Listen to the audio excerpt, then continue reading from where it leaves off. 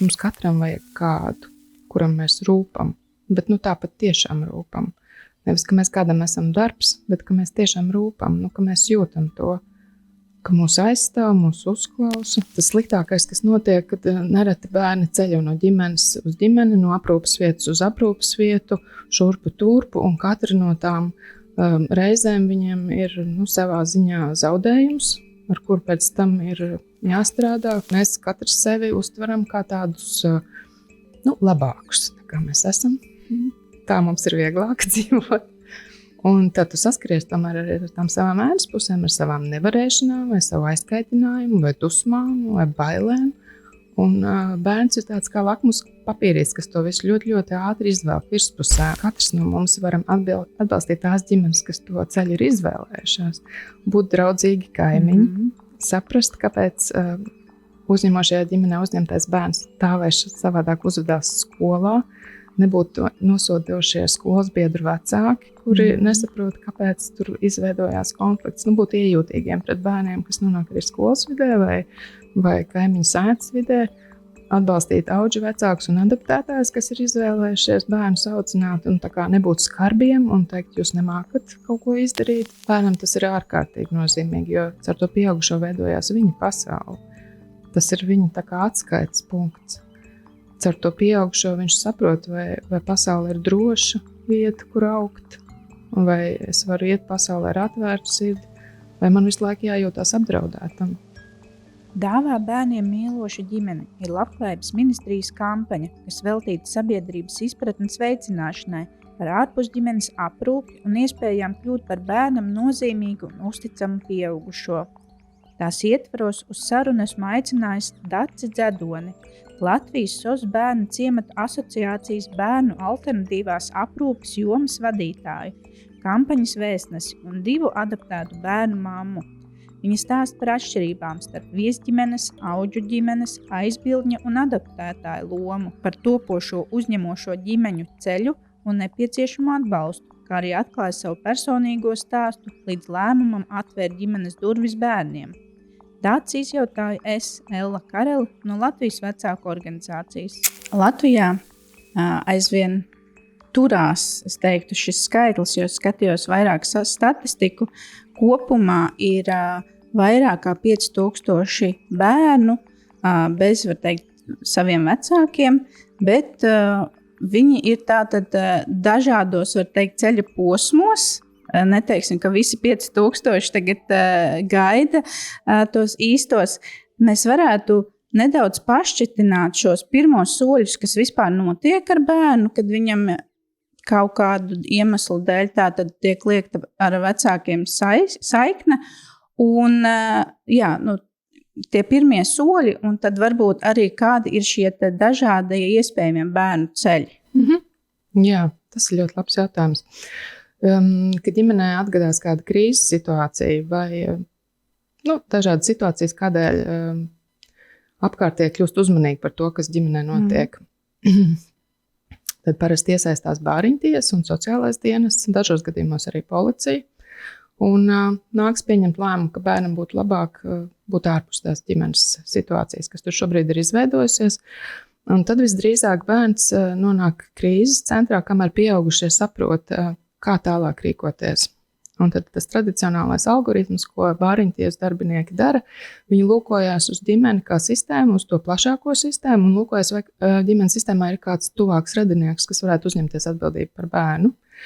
Un, ja tāds atrodas, tad tiek nodibināta aizbildnība, un bērns nonāk pie kāda no savas ģimenes locekļiem. Vai tā ir vecmāmiņa, mammas vai tēta brālis vai māsa, māsīca, dažkārt ir skolotāji, kas pazīst bērnus no skolas, pat neradinieki.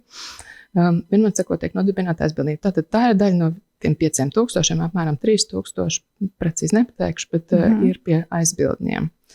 Ja aizbildes neatrodas ģimenes sistēmā vai kaut kur apkārt ģimenē, tad bāriņtiesa meklē auģu ģimeni, jo tas ir tā kā ģimenē vistuvākais veids.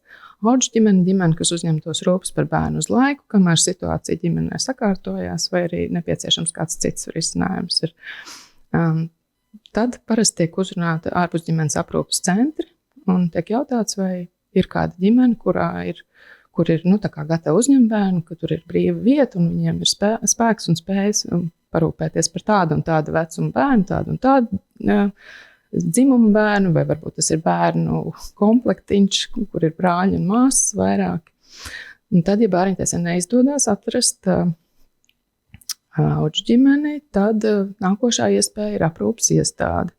Tad vēstules saņem arī visas Latvijā esošās bērnu aprūpes iestādes, kuras vēl joprojām Latvijā eksistē. Un šobrīd bērnu aprūpes iestādēs ir apmēram 600 bērni. Lūk, un dažkārt gadās, ka neatrodas vieta nekur, un tad bērni aizķerās krīzes centros. Diemžēl šobrīd Latvijā ir tāda situācija, ka auģu ģimeņu trūkst, un arī aprūpes vietas iestādēs ir ierobežotā skaitā.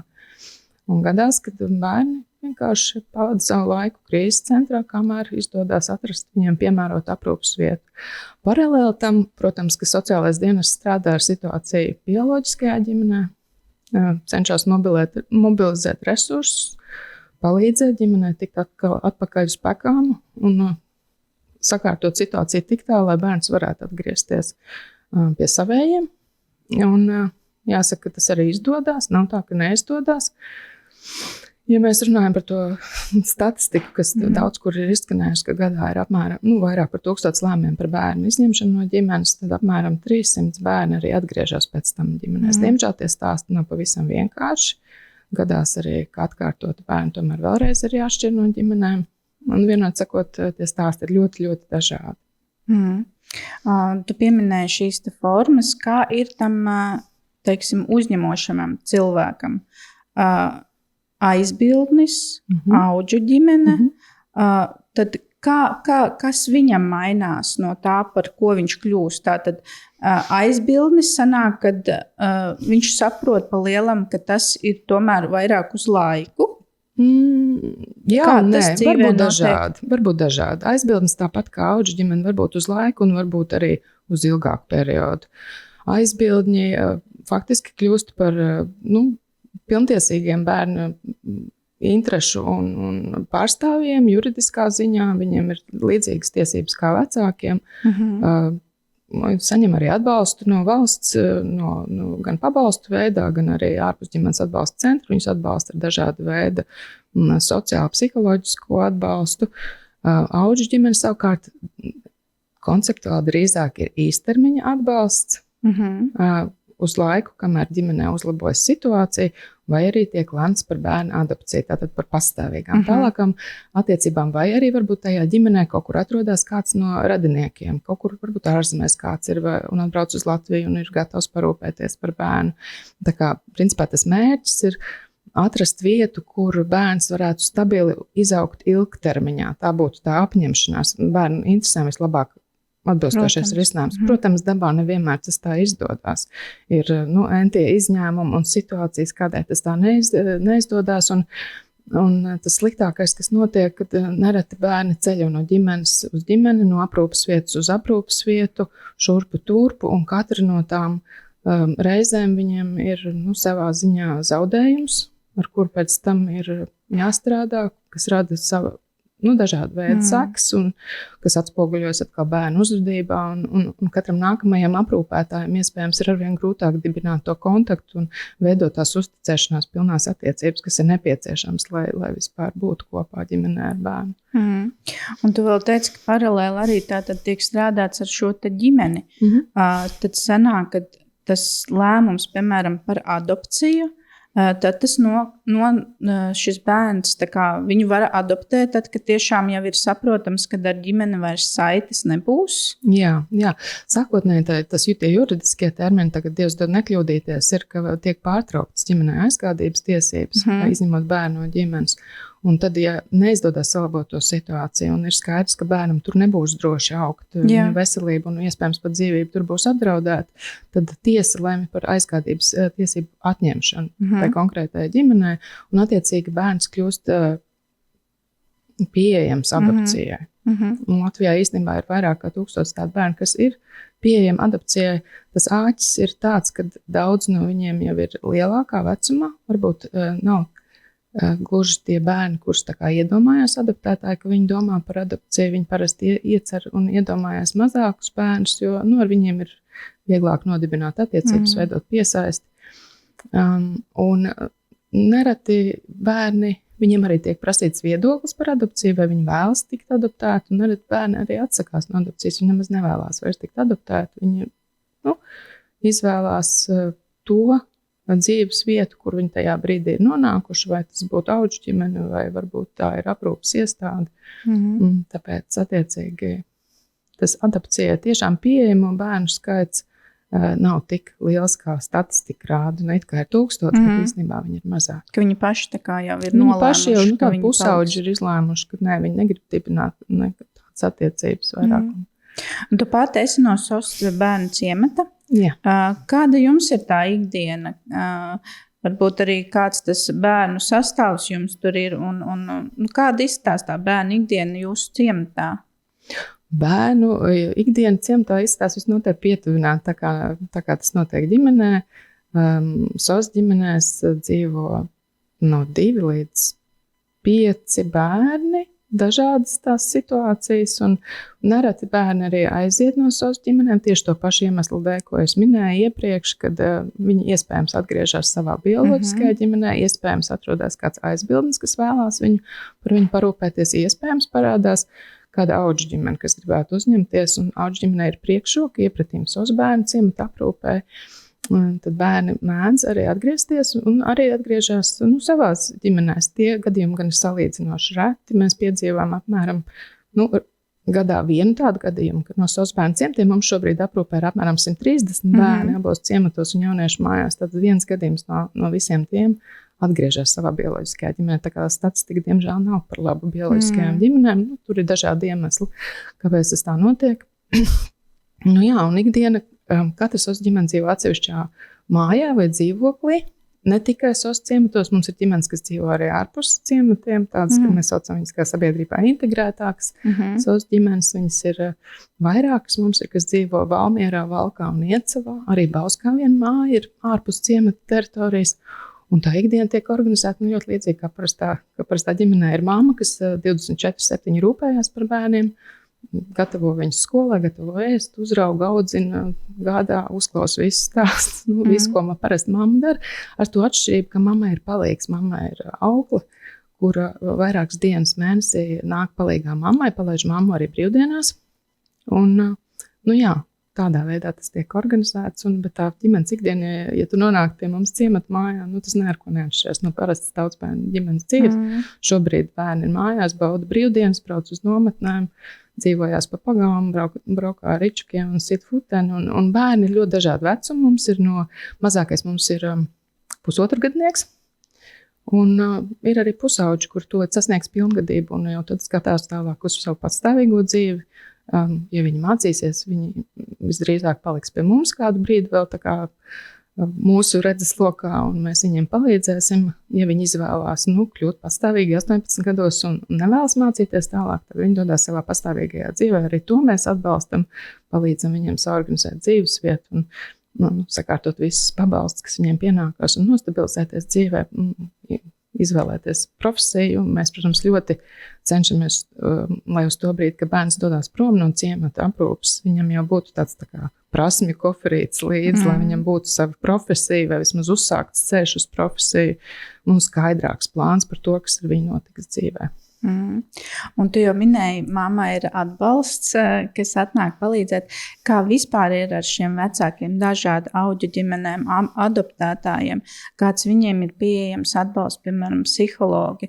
Vai tam pat, varbūt to bišķi vēl vēlāk, vai tiešām, ja grib adoptēt, kāds ir tas ceļš, bet lai vecāks zina, vai viņam ir kāds plecs vēl uz kā balstīties? Jā, es teiktu, ka mūsdienās atbalsts ir gana plašs jau tagad pieejams ģimenēm. Jautājums ir par pašas ģimenes vēlmi sadarboties un iesaistīties un meklēt to atbalstu. Dažkārt mēs piedzīvojam situācijas, ka ģimenes tā kā kautrējās no tā, ka viņiem ir nepieciešams atbalsts, jūtas nedroši prasīt palīdzību. Un tās problēmas situācijas sabriest un pie mums jau atnāk tad, kad ir kaut kāda krīze iestājusies, un tad ir grūtāk palīdzēt. Audžu ģimenēm gan ir pienākums veidot sadarbības ar atbalsta centriem, un līdz ar to tas atbalsts varbūt tā kā vieglāk nonāk pie audžu ģimenēm, no audžu ģimenēs augošajiem bērniem, bet adoptētājiem un ar aizbildņiem ir tendence būt mazliet atturīgiem lai gan atbalsts tiešām šobrīd ir pieejams gana plašs. Viņš tiešām tiek organizēts caur tiem minētajiem ārpusģimenes atbalsta centriem. Arī SOS bērnu ciematu asociācijā ir viens tās centrs, kas saucās Airi vecākiem. Es domāju, tas tāds palīdzošs jēdziens, palīdzam izvērēt visām tā grūtību jūrai cauri, ar ko nākās saskarties dažkārt. Bet mēs neesam vienīgie. Tāda Latvijā ir 9 atbalsta centri dažādos Latvijas reģionos. Salīdzinoši pieejami arī, faktiski visos reģionos ir vairāk atbalsta centri. Katrs var izvēlēties cilvēks pēc saviem parametriem, vai viņš pazīst tur kādu cilvēku, vai tas ir geogrāfiski tuvāks, vai viņš varbūt ir dzirdējis par to atbalsta centru.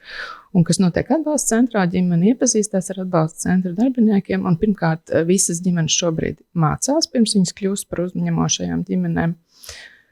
Gan adoptētāji, gan arī audžu vecāki, viņiem ir tā kā pienākums iziet apmācību kursu, gan garu, gan apjomīgu, kura laikā viņi vēl var tā kā piemērīt tās kurpes, vai viņas ir tā kā īstās, vai tas izvēlētais ģimenes veids ir tas, ko viņi tiešām vēlētos tā kā īstenot dzīvē un apzināties vairāk tos izaicinājumus, ar kuriem var nākties saskārties. Es esmu dzirdējis, ka daži ģimenes to sauc par biedēšanas kursiem, bet nekādā ziņā nav biedēšanas kurs, bet vienkārši tur parasti strādā arī cilvēki ar praktiskā darba pieredzi vai ar praktisko adaptētā audžu vecāku pieredzi un stāsta situācijas no savas un no savu kolēģu dzīves. Stāsta, kā ar tādām situācijām rīkoties.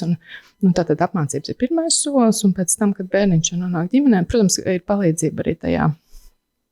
Mēs to saucam profesionāli diezgan briesmīgs gan savietošanas process, bet notiek arī tā, ka, lai arī ģimenes trūkst, tomēr, protams, visi tomēr skatās un cenšas saprast, vai konkrētais bērns viņa vecumā un ar viņa veselības stāvokli un vajadzībām atbildīs tās ģimenes gaidām, vairāk vai mazāk, cik liels ir tās ģimenes gaidas un gatavība. Un tad mēģina tādus optimālus risinājumus atrast. Un tad tajā procesā ģimenes saņem atbalstu arī no atbalsta centra un, protams, arī vēlāk, tad, kad bērns jau ir ģimenē, tad kopā tiek izvērtēts, kādas ir bērnu un ģimenes vajadzības, kāds atbalsts ir nepieciešams, un tad ģimenes var saņemt gan sociālā darbinieka konsultācijas, gan psihologa konsultācijas, dažādu citu terapiju speciālistu konsultācijas. Atsevišķos gadījumos arī juristu konsultācijas, kur tas ir nepieciešams. Arī medicīnas pakalpojumi tiek sekti audžu ģimenēm. Tur tie kā drausmīgais slēngs, pakalpojuma grozi dažādām uzņemošo ģimeņu kategorijām atšķirās, bet to visu var risināt, sadarbojoties ar savu atbalsta centru. Tur ir ļoti atsaucīgi sociālie darbinieki, kas viss detalizēti izstāstīs ģimenei, kā piekļūt tiem pakalpojumiem un palīdzēs tikt skaidrībā ar dažādu veidu situācijām. Es teiktu, un ne tikai sākumā, bet es saprotu, tas ir visa laika periodā, kamēr bērns ir ģimenē vai sasniedz pilngadību. Nevar salīdzināt to situāciju. Mēs ar vīru esam adaptētāji, mēs savus bērnus uzņēmām ģimenē tieši pirms 14 gadiem. Mums nesen bija jubileja, ka bērni ienāca ģimenē un nevar salīdzināt atbalsta sistēmu, kāda ir tagad un kāda bija toreiz. Toreiz mēs, bija fórums Cālis, kur dalījās arī uzņemošais ģimenes savā pieredzē. To varēja lasīt un tur diskutēt. Varēja pasūtīt grāmatas no ārzemēm, bet tas arī bija viss no atbalsta, kas pienācās. Bet tagad, protams, tas ir nesalīdzināmi vairāk izvērsts, gan speciālistu, gan tāds cilvēcīgais atbalsts, gan arī finansiālais atbalsts. Jāsaka, tagad ir ievērojami pieaudzis. Īpaši šogad sākumā bija tāds valdība lēma par to, ka tiek piešķirts papildus atbalsts gan audžu vecākiem, gan aizbildņiem, kuriem sen nebija palielināts atlīdzības, gan arī adaptētājiem pieaug tās atlīdzības. Gan tajā pirmsadopcijas periodā saucamajā, gan arī ir tāds vienreizējais pabalsts par adopciju. Tā kā arī tā puse pamazām valstī sakārtojās, tā kā arī finansiāli ģimenēm ir pieejami resursi, īstenojot to lēmumu. Jā, tu jau ieskicēji nedaudz, ka tu pati esi tātad adoptētāja. Vai tu vari pastāstīt, kā jūs nonācāt tieši pie šī, teiksim, veida, ka tiešām būs adopcija, Vai tas ir kaut kā arī ar tavu profesiju saistīts, vai jūs nolēmāt to ģimenē? Un tad varbūt tiešām pa soļiem, kā tas dzīvē tiešām notikās? Mana pieredze jau bija šī novecojas. Tagad mūsdienās iespējams ir kaut kāds arī cits nianses, bet es stāstīšu, kā mēs nokļuvām līdz tam lēmumam. Teikšu, kā ir, mēs diezgan ilgi līdz tam lēmumam kūlāmies. Nenāca tā kā uzreiz un kaut kā intuitīvi, un tas mazliet droši vien, ka bija saistīts ar to, ka es strādāju savus bērnu ciematos, bet ne obligāti, varbūt es notrādu savus bērnu ciematos, es nonācu tāpēc, ka mēs muļājāmies ar to lēmumu. Kaut kādā veidā jau visas lietas dzīvē ir saistīts. Mūsu gadījumā droši vien noteicošais faktors bija, ka mēs saskārāmies ar bezbērnotības tēmu, un mēs gribējām ģimeni un gribējām audzināt bērnus, un mums likās, ka mums ir visi resursi un iespējas, un mēs redzējām jēgu parūpēties par kādu. Tāpēc mēs arī nonācām pie tā lēmuma. Un, pārdomu process bija diezgan ilgs. Mēs runājām un meklējām informāciju un šaubījāmies un vēl meklējām informāciju. Un tad vienā brīdī man vienkārši iespētās, rakstam iesniegumu bāriņtiesē, tad jau tas process aizies. Un tā arī bija. Mēs uzrakstījām iesniegumu. Nav jau tā, ka uzrakst iesniegumu par vēlmi, par adaptētā statusa piešķiršanu. Tas saucās formāli un iesniedz tur nepieciešamos dokumentus, savu dzīves gājumu, apliecinājumu par to, ka tu dzīvo kaut kur nevis zem tilta un par veselības stāvokli un visu. Un tad sākās tas process. Bāriņtiesa vērtē ģimeni. Ir savs izvērtēšanas process, ir vairākas sarunas bāriņtiesā, viņi apmeklē arī ģimenes dzīves vietu. Tev ir jādodās pie psihologa, abiem diviem, tas ir pāris, kas adoptēja personu, tad viņam individuāli jādodās pie psihologa. Psihologs veic tādu nopietnu personības izpēti ar personības testu un raksta savu atzinumu, vai tad tu esi piemērots vai neesi piemērots tam nolūkotajam statusam. Un tad sanāk bāriņtiesa sēde, un tad viņi lem par to, ka tad tev pienākās tas status vai nepienākās. Un tagad tev ir status, tu stājies adoptētāja rindā, kuras turētājs ir Labklājības ministrija, vēl joprojām tas tā ir. Un tad kaut kādā brīdī tu saņem zvanu, vai varbūt tas ir ēpasts. Tagad mūsdienās īsti labi nezinu, bet toreiz mūsu laikā tas bija zvans. Un pirms tā, kad tu esi paudis savu vēlmu kļūt par adoptētāju, tu iesniegumā norādi, kāda veida bērnu tu varētu iedomāties uzņemt savā ģimenē. Vai tas ir pavisam maziņš bērns, vai tev ir gluži vienalga par vecumu, vai tu gribi meitenīti vai zēnu, vai tev ir gluži vienalga par vecumu.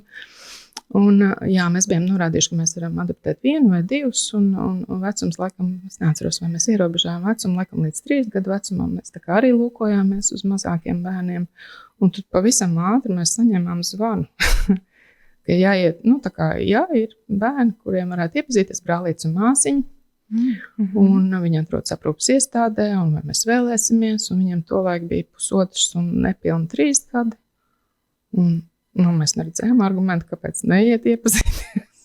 Mēs faktiski tā arī bijām nolēmuši, ka mēs, man grūti īsti izprast to tādu veikala piegājienu. Šitas man derēs, tas man nederēs, un tāda izvēle mums tas nebija tā īsti pieņemams. Mēs tā nolēmām, kas nāks. Bet to mēs tā ielaidīsimies un tomēr jau skatās pēc tiem, ja jūs esat uzrakstījuši, nav tā, ka pēc tiem parametriem skatās, bet arī tev ir iespēja arī uzreiz, ja tev saka, es nezinu, man nepatīk, tur viņš pa vecu, vai viņš pa jaunu, vai viņam tur viegli iezīmē arī to ģimenes vēsturi, varbūt kaut kādu veselības stāvokli, un, bet mēs devāmies tad arī iepazīties. Un tā kā diezgan ātri pēc statusa saņemšanas bērni nonāca mūsu ģimenē statusu, mēs saņēmām, es precīzi neatceros, bet pavasara pusē aprīlī šķiet, un bērni pie mums nonāca 9. jūlijā. Tā kā tas bija ļoti, ļoti ātrs process, un mēs pēkšņi kļuvām par 2 mazuļu vecākiem. Jāsaka, pārmaiņas bija tiešām ievērojams, jo mēs no 2 tā, strādājošiem profesionāļiem kļuvām pēkšņi par vecākiem, kas rūpējās par 2 bērniem, un lai arī tas, protams, bija tāds garš process, un mēs gaidījām to, ka tas tā notiks, bet to tomēr nevar īsti salīdzināt ar grūtniecību un tādu gaidu periodu un gatavošanās periodu un tā.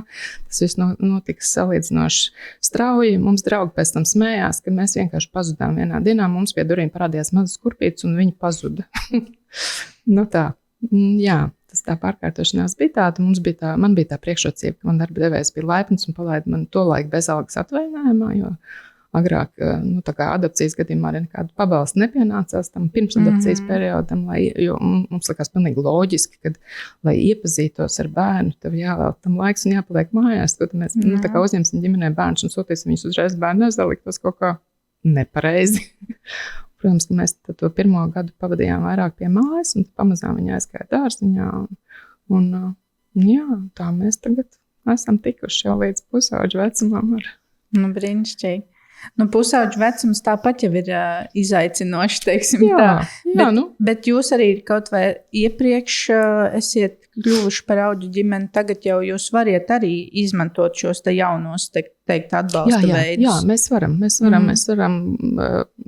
viss, kas mums pienākās, likumā noteiktā kārtībā, protams, varam izmantot arī, visi, kas ir agrāk adoptējuši, tas atbalsts ir pieejams arī esošajiem adoptētājiem. Tas nav ierobežots, protams. Tas, kas ir savādāk tagad, ka tev tā bišķītiņās paņem tomēr aiz rokas un pavada tajā procesā. Protams, ja tu pats vēlies un ļaujies, neviens jau virsū nebāžās ar savu palīdzību. Bet, ja tu vēlies un gribi saņemt atbalstu, tad tas ir daudz, daudz pieejamāks tagad. Un es tiešām aicinātu ģimenes, kuras tā kā spēlējas ar to domu, ka varētu kādu uzņemt savā ģimenē, bet īsti nevar saprast, nevar iztaisīties. Un, protams, kad ir visādas bažas un arī ļoti racionāli apsvērumi, es aicinātu tomēr laisties tajā ceļā un iet tajās mācībās, uzrakstīt iesniegumu bāriņtiesai par to, ka es vēlos, lai man piešķir vienalga adoptētāju vai auģu ģimenes status, un doties mācīties, jo tajā mācību procesā tas ir ļoti vērtīgi. Tu tur satiec gan cilvēks, kas ir adoptējuši, gan runā ar līdzīgiem cilvēkiem, kuri vēlās adoptēt vai kļūt par auģu ģimeni. Tu saproti vairāk tās atšķirības starp abām ģimeņu formām. Daudzas atklāsmes tev nāk arī par sevi. Tu tā kā labāk saproti varbūt savas gaidas, savu motivāciju, un visu ar to saistīto, jo, protams, pārāk augstas gaidas arī var novest tādās vietās, kur mēs varbūt negribam nonākt, bet to visu tādi pieredzējuši treneri mācībās ļauj tev saprast un tā kā izbaudīt uz savas ādas. Ir ļoti labas tās mācību programmas, mēs īstenojam ar vecākiem mācību programmu, mūsu kolēģi vairākos centros īsteno kompetenci emocionāli traumētu bērnu aprūpētājs, arī ļoti laba programma, kas ar tādiem praktiskiem solīšiem, arī caur pašpieredzi izved cilvēku līdz tādai situācijai, ka tu labāk saproti to visu, kas tev sagaida tuvākos gadus. Vai mācību procesā var arī, piemēram, mainīt to, statusu, piemēram, es gribēju adoptāciju, bet tagad es, piemēram, palieku pie auģu ģimenes, vai tad tas ir pilnīgi citi ceļi atkal ejami? Tā mācību programma īstenībā ir viena, ar mazām minimālām atšķirībām adoptētājiem, auģu vecākiem. Status var mainīt, var iegūt arī divus status, kā nereti notiek. Cilvēks startē uz adoptētāju, bet beigās viņš saprot, ka viņš tomēr grib būt auģu ģimeni, un tad viņš iegūst divus status. Status maiņa ir iespējama arī procesā. Piemēram, tu kļūsti par auģu ģimeni, un tad bērns kļūst juridiski brīvs tavā aprūpē, un tad tu nolēmi, ka tu viņu gribi adoptēt. Tu vienkārši negribi, lai viņš dodās kaut kur tālāk. Pie kādiem citiem adoptētājiem vai kaut kur citur, ja? Un tad tu vari mainīt status, tas viss notiek sadarbībā ar bāriņtiesu. Tur ir dažādas mazas nianses, tās droši vien mēs tagad neiedziļināsimies, bet principā tas ir izdarāms. Otrais arī nav jāmācās. Ja tu esi izmācījies par auģu vecāku, tev vēlreiz adoptētāju kursos nav jāiet. Ja tās programmas, protams, ir tā kā ļoti līdzīgas. Tās pamata kompetences, kas ir nepieciešamas, kā vieniem tā otriem ir ļoti līdzīgas. Bērns, kas nonāk ģimenē, un viņa pieredze iespējams traumatiskā, ir viņa pieredze iespējams traumatiskā vienalga, vai viņš nonāk auģu ģimenē vai pie adoptētā. Un tad vēl ir tāds jēdziens kā viesģimene. Kas ar šo ir domāts? Praktiski dzīvē. Praktiski dzīvē tie ir cilvēki, kur tiešām ir sajutuši aicinājumu palīdzēt. Bērniem, kuri ir ārpus ģimenes nonākuši, pārsvarā tie tad ir bērni, kas atrodas aprūpes iestādēs, tad tur visbiežāk veidojās tās viesģimeņu attiecības. Un viņi uzņemās veidot kontaktu ar bērnu, bet neņemt viņu tā kā savā aprūpē. Tas kontakts tiek veidots uzaicinot bērnu brīvdienās pie sevis, vai arī pavadot laiku brīvdienās bērnu aprūpes iestādē kopā ar bērnu, aizvedot viņu ekskursijā. Varbūt garākās vasaras brīvdienās bērns tiek pavadīts. Varbūt viņi kopā aiziet uz kādu kultūras pasākumu vai sporta pasākumu. Vienmēr sakot, tā ir tāda kā stabila, rūpīga, kādīga persona, kas ir papildus resurss bērnam, kas izrāda par viņu interesi ar zināmu regularitāti, bet neuzņemās pilnu atbildību, tā kā aprūpēt bērnu pie sevis.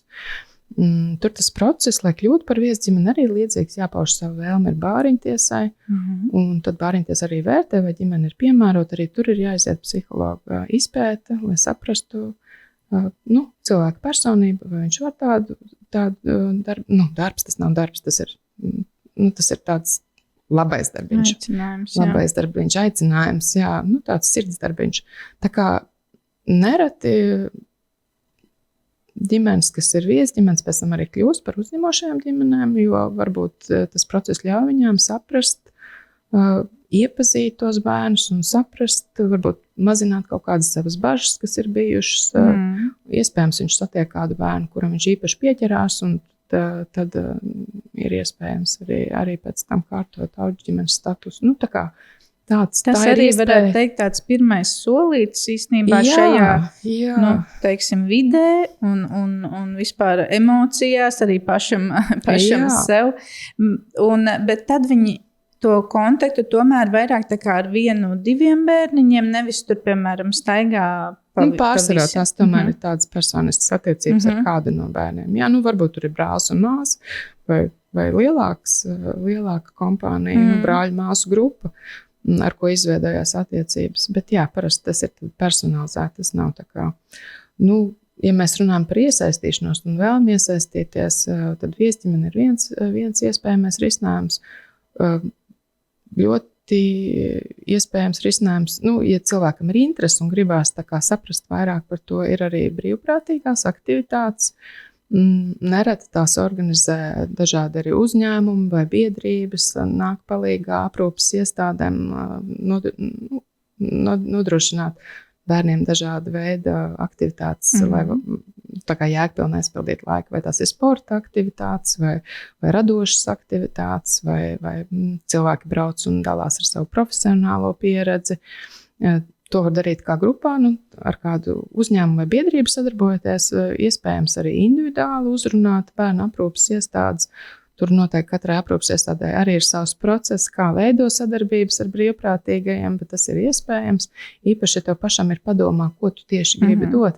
Ja tu jūti sevī to iespēju dalīties, mums, piemēram, viens lielisks piemērs par jaunu vīrieti, kas sadarbojās ar Valmieras Ozbērnu ciematu, un viņš tieši ir nofokusējies uz to, ka viņš sniedz atbalstu mūsu jauniešiem, puišiem, organizē viņiem pārgājienus dabā un dažādas aktivitātes, tiešām ļaujot viņiem piedzīvot tādas vīriešu klātbūtnē viņu dzīvēs, jo mums jāsaka, ka Kairsos mammas ir mammas, mums vīrieši ir faktiski ciematos ļoti maz, vairāk ir atbalsta personāls vīrieši, tad mums tā vīriešu klātbūtne tur ļoti noder, un tas brīvprātīgais tiešām tā no sirds, veidojot kontaktu arī ar puišiem un viņus uzmundrinot, atbalstot un motivējot, un mēs redzam tiešām ļoti, ļoti labas pārmaiņas pēc tiem piedzīvojumiem, kas viņiem kopā ir. Tas ir ļoti svarīgi.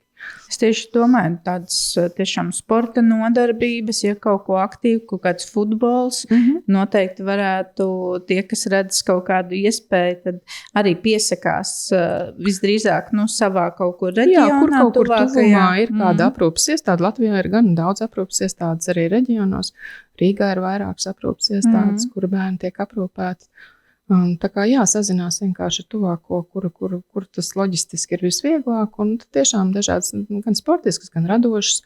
Meitenēm, protams, ļoti patīk arī dažādas skaistumkopšanas aktivitātes, vai arī ir pieredze, kad ir frizieri, kas voluntē un nāk palīdzēt sakārtot matus bērniem, un caur to arī gūst pieredzi, kontaktā ar bērniem. Visdažādākās tās pieredzes ir.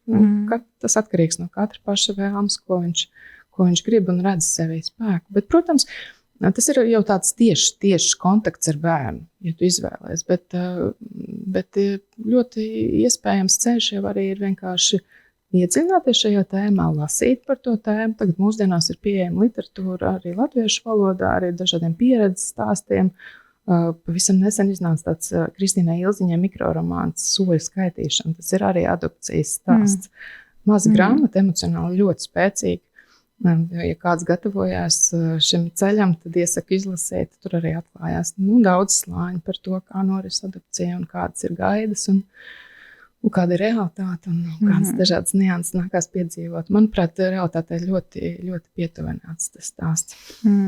Kā tev pašai, ko tu teiktu, kas varbūt bija tāds, it kā jau izgājāt kursus un gatavojaties, bet kas bija tāds vislielākais pārsteigums tieši jūsu ģimenē? Pārsteigums. Droši vien, ka tā, tiešām, protams, ka mēs gatavojamies, protams, ka viss mums teica, ka tas tā būs, bet tas pārmaiņu apjoms, tāds ļoti straujais pārmaiņu apjoms droši vien bija tomēr pārsteidzošs, bet to piedzīvo arī vecāki ienākot bērnam ģimenē, kad pēkšņi tu pats pazūdi kaut kur. Un priekšplānā izvirzās bērna vajadzības, un tas ir tāds dabiska dilemma, man liekas, visiem mazo bērnu aprūpētājiem. Un pārsteigums vienlaikus. Pārsteigums par sevi droši vien, protams, kad mēs katrs sevi uztveram kā tādus labākus, nekā mēs esam. Tā mums ir vieglāk dzīvot. Un tad tu saskaries tomēr arī ar tām savām ēnas pusēm, ar savām nevarēšanām, vai savu aizkaitinājumu, vai dusmām, vai bailēm. Un bērns ir tāds kā lakmus papīrītis, kas to visu ļoti, ļoti ātri izvelk virspusē. Un tāpēc mēs iesakām arī cilvēkiem, kas dodās kļūt par audžu ģimenēm vai adoptētājiem, tikt skaidrībā ar sevi arī. Pirms viņi dodās tajā ceļā. Terapijas process nav obligāts, bet ļoti vēlams pašterapija, lai tu saprastu, kurā vietā tu stāvi un kas ir tā tava motivācija, un arī par gaidām esi skaidrībā, ko tu gribi tieši ar soli piepildīt. Kas ir tava dziļākā motivācija. Jo, saprast to, tas ir ļoti vērtīgi un labāk to izdarīt pirms tu esi saskāries ar bērnu un iespējams ar kaut kādām izaicinošām situācijām, kuras rodās dēļ kaut kādām bērnu uzvedības izpausmēm. Un tas virkni problēmu nākotnē novērš, ja tu esi ticis skaidrībā ar sevi vēl pirms tā procesa uzsākšanas. Es tagad negribu sabiedēt tos, kuri bija domājuši par šo procesu, un tagad,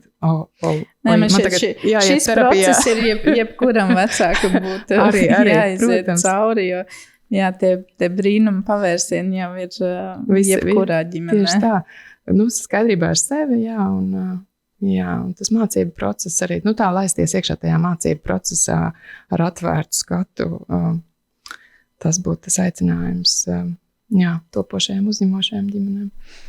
Un mēs redzam, ka tās iesaistes formas ir ļoti dažādas. Ja tiešām cilvēks šobrīd redz, ka viņš nebūs adoptētājs vai audžu vecāks, tad var nākt ar šīm sporta nodarbībām, skaistuma nodarbībām, dažādas atbalstīt. Bet kā tu teiktu tam pašam bērnam, kāpēc viņam ir tiešām svarīgi tomēr, lai ir viņam konkrēti šī ja ne bioloģiskais vecāks, tad tomēr tas vismaz viens stabilais, pieaugušais, kas par viņu parūpēsies. Es domāju, ka tā vajadzība jau neatšķirās. Mums katram vajag kādu, kuram mēs rūpam, bet tāpat tiešām rūpam. Nevis, ka mēs kādam esam darbs, bet ka mēs tiešām rūpam, ka mēs jūtam to, ka mūs aizstāv, mūs uzklausa. Tā tāda dabiska cilvēka vajadzība, vai bērnam, vai pieaugušā, katram vajag to stabilo saikni ar apsavu. Bērnam tas ir ārkārtīgi nozīmīgi, jo ar to pieaugušo veidojās viņa pasaule. Tas ir viņa tā kā atskaites punkts. Ar to pieaugušo viņš saprot, vai pasaule ir droša vieta, kur augt, vai es varu iet pasaulē ar atvērtu sirdi, vai man visu laiku jājūtās apdraudētam, jo tas pieaugušais ir un pazūd, un varbūt viņš pats ir apdraudošs. Tāpēc vajadzīgs tas stabilais, tas emocionāli stabilais, pieņemošais, kurš spēj turēt to brūķi, bet spēj arī palaist, tad, kad nepieciešams. Tā. Labi. Pēc šīs sarunas redzam, ka mēs katrs varam atvērt savas durvis dažādos veidos, pēc aicinam apdomāt, kādas ir mūsu iespējas, vēlmes un kaut kā jau tomēr sadarboties šajā ceļā. Tieši tā, ļoti labs aicinājums. Un vēl es atceros vēl vienu iespēju, kā var palīdzēt. Protams, ir cilvēki, kas arī labi saprot, ka viņi nepaņems bērnu. Un viņiem varbūt nav laiks vai iespējas vai arī idejas, ko viņi varētu darīt brīvprātīgajā darbā. Bet es domāju, ka tiešām katrs no mums varam atbalstīt tās ģimenes, kas to ceļu ir izvēlējušās. Būt draudzīgi kaimiņi, saprast, kāpēc uzņemošajā ģimenē uzņemtais bērns tā vai savādāk uzvedās skolā, nebūt nosodošie skolas biedru vecāki, kuri nesaprot, kāpēc tur izveidojās konflikts. Būt iejūtīgiem pret bērniem, kas nonāk arī skolas vidē vai kaimiņu sētas vidē, atbalstīt auģu vecākus un adaptētājus, kas ir izvēlējušies bērnus audzināt, un tā kā nebūt skarbiem un teikt, jūs nemākat kaut ko izdarīt, vai paskat, skaidrs, ka tur jau neko labāk nevarēja gaidīt. Būt tā kā tolerantiem un iejūtīgiem pret situācijām, ko piedzīvo uzņemošās ģimenes, un vienmēr ir iespēja arī atbalstīt dažādā veidā arī materiāli, gan pašas ģimenes patiešo, gan arī atbalsta centrus, lai viņi varētu lielāku palīdzību sniegt.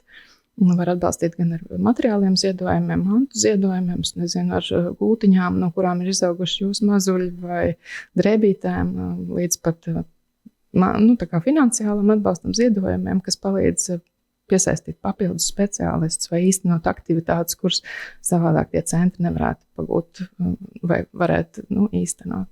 Mēs esam Sosbērnciem, protams, priecīgi par saviem atbalstītājiem. Mums ir gan plašs atbalstītāju lokus, un tas palīdz mums ģimenēm palīdzēt daudz vairāk, nekā mēs to varētu atļauties, izmantojot tikai valsts finansējumu.